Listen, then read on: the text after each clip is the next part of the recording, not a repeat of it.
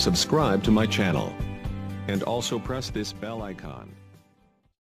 खास चर्चाओं पर चर्चा के साथ साथियों, आप सभी के ढेर सारे सवाल हैं। हमारी कोशिश है कि आपके सवालों के जवाब हम इस ऑडियो के माध्यम से उपलब्ध करा दें। साथियों, आप सभी को जानकारी है कि माननीय न्यायालय में हमारे केस का ऑर्डर रिजर्व हो चुका है। आपका सवाल है कि ऑर्डर कब आएगा, किसके पक्ष में आएगा। तो हम केवल इतना बताना चाहते हैं कि परसों की सुनवाई में विपक्ष के अधिवक्ता अनिल तिवारी जी ने कोर्ट में आर्गुमेंट करते हुए बोला था कि कोर्ट 7 तारीख के उस जियो को रद्द कर दे या भर्ती को ही रद्द कर दे, ऐसा कुछ उन्होंने बोला था। तो कोर्ट ने उसके अगेंस्ट जो कमेंट किया था, कोर्ट ने कहा था कि अभी क्या फैसला होगा या तो स्वयं कोर्ट को भी नहीं पता है। कि हमने हमारी सारी बातें माननीय न्यायालय के समक्ष जैसे हम चाहते थे, जैसे हमारी रणनीति थी और जिस तरीके से हमने रखना चाहा, वो सारी चीजें माननीय न्यायालय के समक्ष प्रस्तुत कर दी, जिससे हम पूरी तरह से संतुष्ट हैं। हमने एक रणनीति के तहत वो सारे काम किए जो हमें करने चाहिए थे।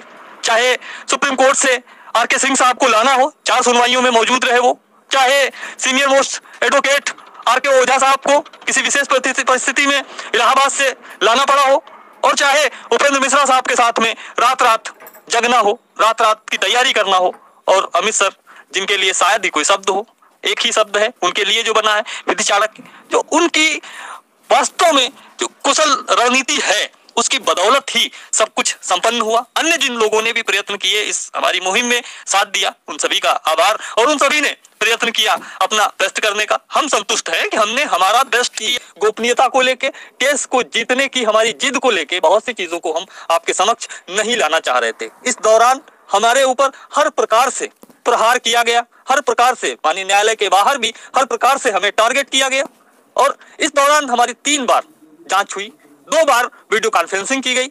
अब आप समझ सकते हैं कि वीडियो कॉन्फ्रेंसिंग का मतलब क्या होता है। साथियों, हम बता देना चाहते हैं, हमारा कोई दीवानी या फौजदारी का मुकदमा नहीं था, हमारी कोई व्यक्तिगत किसी से भी रंजिश नहीं है।